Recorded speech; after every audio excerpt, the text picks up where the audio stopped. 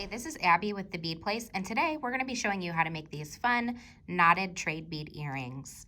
You can find all the materials and supplies in kit form at beadplace.net, and we'll have links in the description.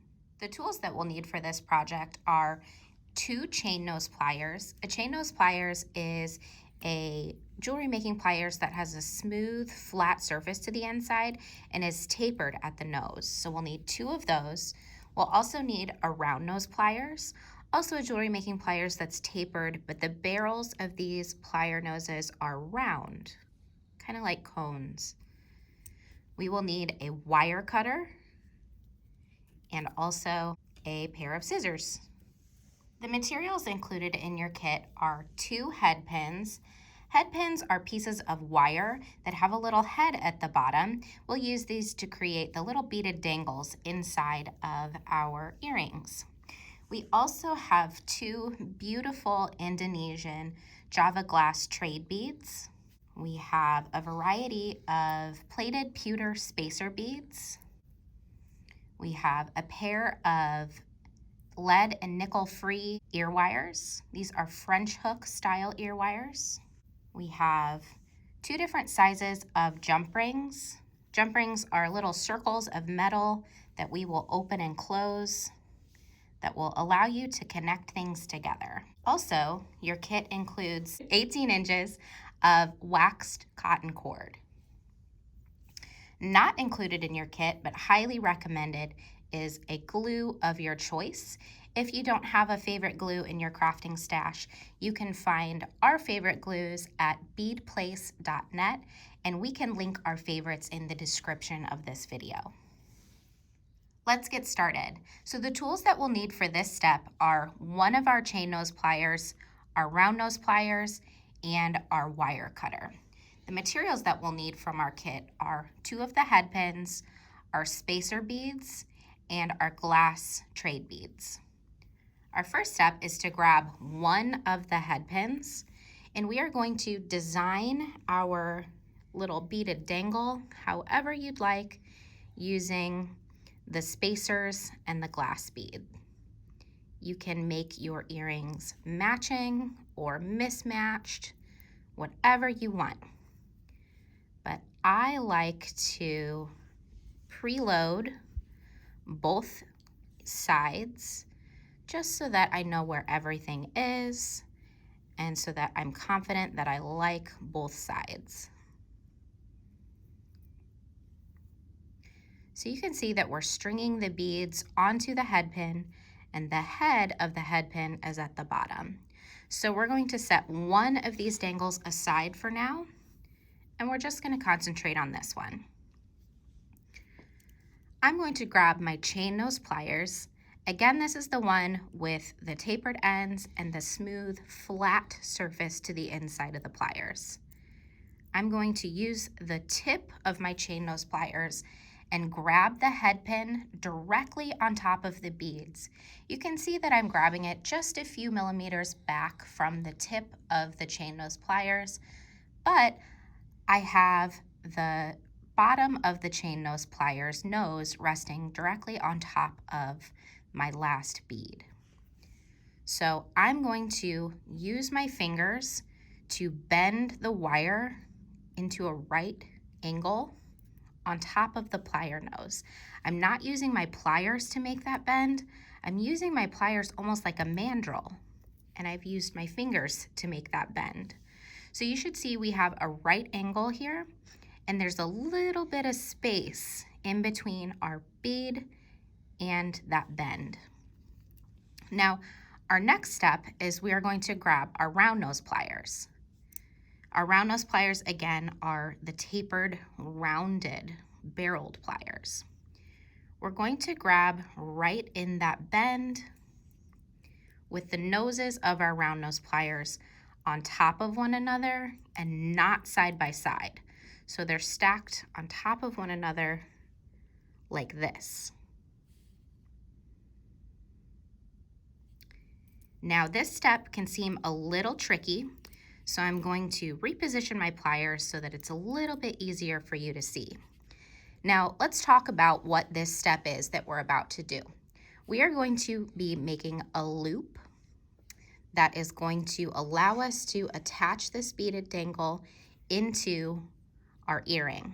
So we're going to be wrapping this wire around the top of the pliers to kind of almost form it into the same size loop as where we're placing it on the pliers. So when we look at the sample earring, we need to be able to make sure that that loop can fit on the cord like this. So we need to make sure we are grabbing, oh, I lost a spacer, that'll happen. We need to make sure that we are grabbing on the round nose pliers far enough back that the loop that we make will allow the cotton cord to pass through it.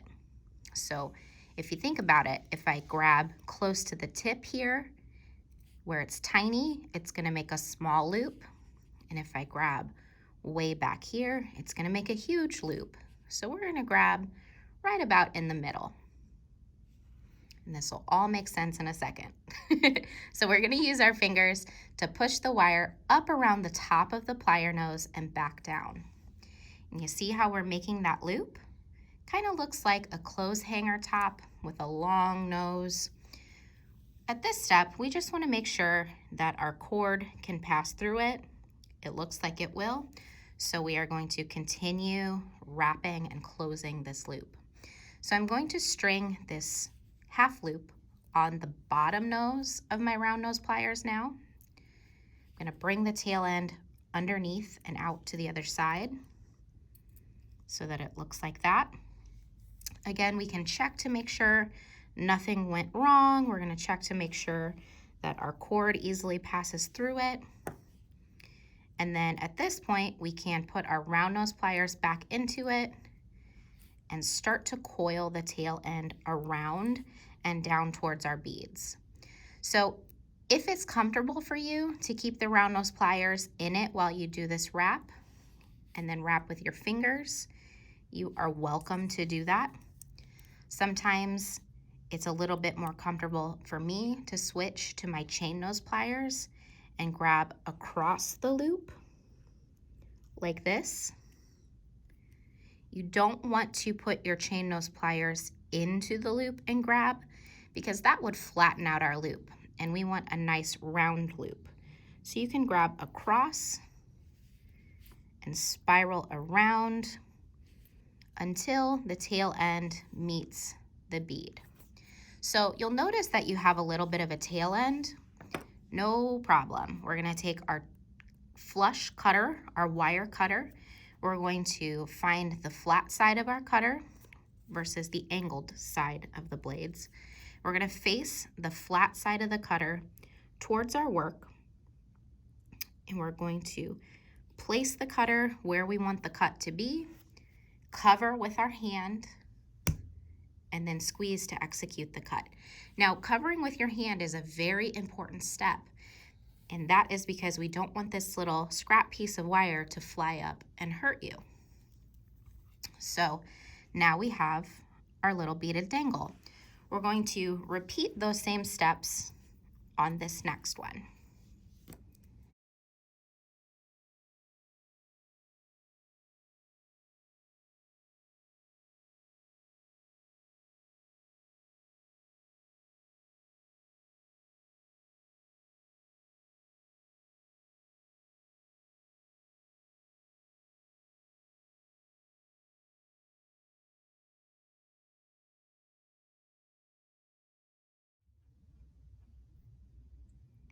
Our next step will require scissors, our beaded dangles that we just made, and our cotton cord. So we are going to cut our cotton cord in half using our scissors. So we will need two approximate 9-inch lengths of cord. So we're just gonna fold that 18-inch length in half and then cut it with the scissors. We're gonna take one of our 9-inch pieces and one of our beaded dangles. We're gonna string the end of the cord through the loop of our beaded dangle about 1 inch down, and then we're going to bend the cord up into a U shape. Next, we are going to take the long end of the cord and we are going to actually form it into a figure 8. But we want to keep this figure 8 pretty small. So I'm going to be making it large just so you can see it. And then I'm going to make it a little bit smaller. You can form your figure 8 small if you'd like from the get-go, or you can do it large like I've just done, and then adjust it to make it smaller like what I'm doing here. I just want to make sure you guys can see it. So we don't want it so small that we don't have movement. We don't want to make it so tight that we lose that flexibility in our earring design. And we want to be able to see through these loops. All right, so we are going to hold this. I can't stress this enough. Hold this while we're doing our next step. So we're going to take the long side of our cord and we're going to loop it around the bottom of our earring, so around the beaded dangle. And then we're going to bring it up. Now, we're still holding this. We're going to take this long side here and we're going to do what's called a barrel knot. So I'm going to wrap the cord around this bunch of cords here 2 to 3 times. And you can see we're forming our earring. Now what we're going to do is we're going to get rid of this tail end. This part is kind of tricky, but take your time and be careful and patient and you'll get it. So we're going to tuck this tail end up through these kind of rings or rungs of this barrel knot. So I like to do one at a time and just work it up. Now, if you don't have fingernails, or if you have limited dexterity, or if it just feels fiddly and you don't want to mess with it with your fingers, you can use tweezers or you can use your pliers, and you can just kind of go in and grab the tail end like this and kind of push it up underneath the next little circle in the coil. I like to use my fingers just because I feel like I have a little bit more control, but sometimes if my loop is too tight, I'll go in and use my pliers to just kind of force it in. Or at least I'll get it started with the pliers and then go back in with my fingers and adjust things. You have to be a little bit careful with the cotton cord because it is a cotton cord. So you don't want to pierce it or shred it or destroy it in any way with your metal tools, which is another reason why I like to try to just use my fingers. So this is what we have so far. Looks a little disheveled, but that's okay. It's easy to go in and adjust things, tighten the tension, kind of twist things into place. But you can see now why it was important to leave a little bit of space here so that we have movement in the earring. So at this point, you might be thinking, okay, let's put an earring on that and trim those tail ends and we're done, and make another one and we've got a pair. But actually what we're gonna do before we attach an earring finding and trim ends and glue, we're gonna go in and actually make our other earring. That way we can make sure that they match.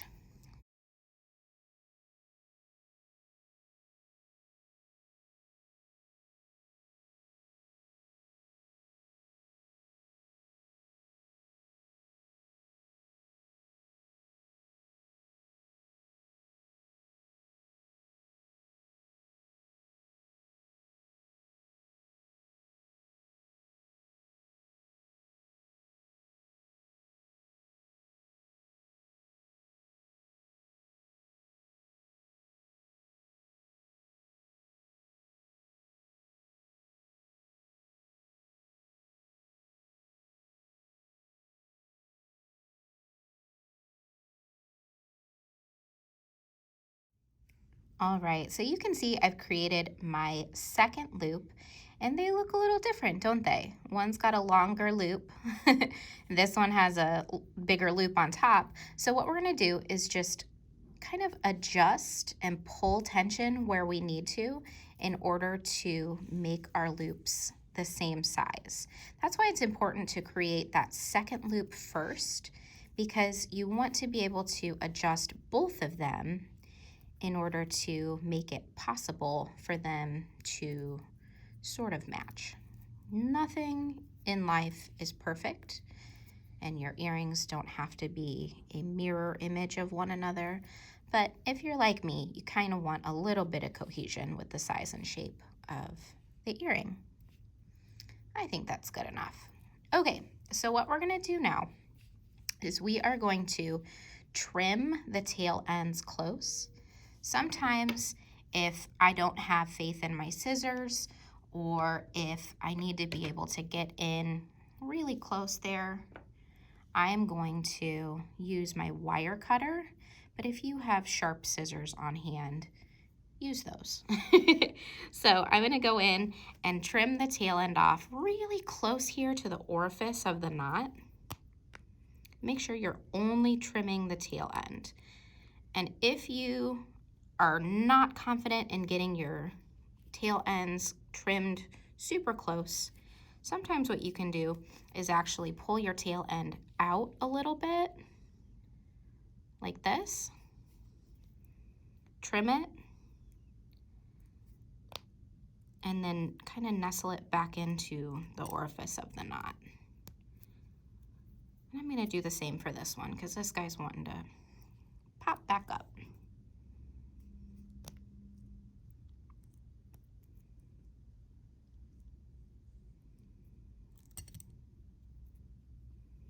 All right. And then just slide that knot up ever so slightly to get rid of those tail ends. So if you'd like, at this point, you can go ahead and add your glue of choice just to the top here, right in those little crevices. But what I'm going to do, just for the sake of movie magic, is I'm going to pretend that I've already glued it, and I'm going to move on and show you how to turn these into earrings.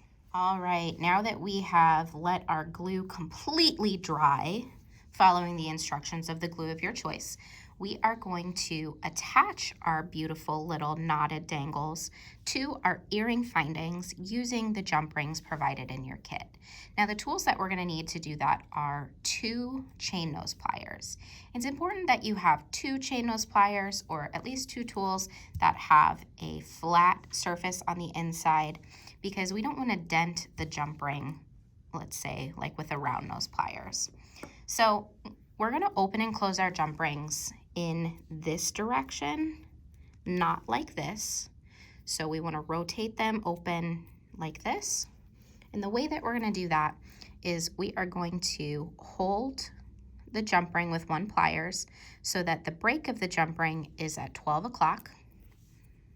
And we are going to bring 1 pliers up and down and 1 pliers kind of like at 3 o'clock. And we're just gonna rotate the jump ring open like this. So we wanna make sure that the jump ring is open enough that it will fit through our loop that we've made. So we are going to slide that in, and then we can go in and close it in the same way. When you go to close a jump ring, it's important to check from the top of the jump ring also, because from the front, it looked like it was closed all the way, but now that we look at it from this angle, we can tell that we need to adjust it a little bit more so that it's seamless. Like that. So we're going to do the same thing to the other jump ring, and we are using the larger jump ring for this step.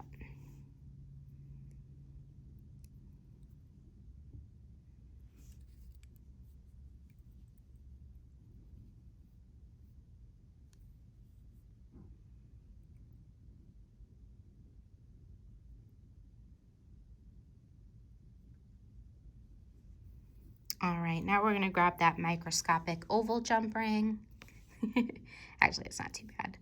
We're gonna grab it again so that the break of the jump ring is at 12 o'clock, and bring the other pliers in so that it is covering up almost one whole side.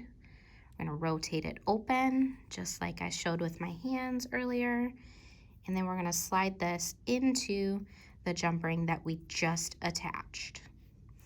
We are going to grab our earring finding, and we are going to attach that into the jump ring and then go in and close it. Again, check from the top to make sure it's totally closed. And we have an earring. Just one more and we'll have a pair of earrings.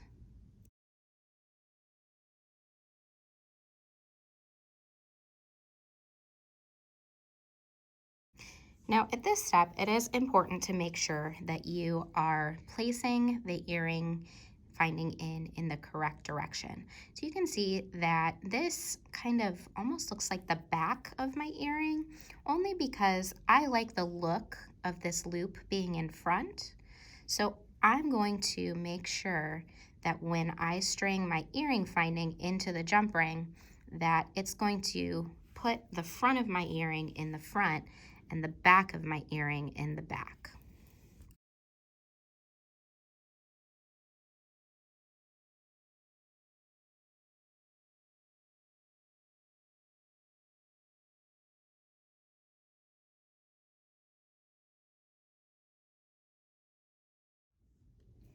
Thanks so much for joining us for this tutorial.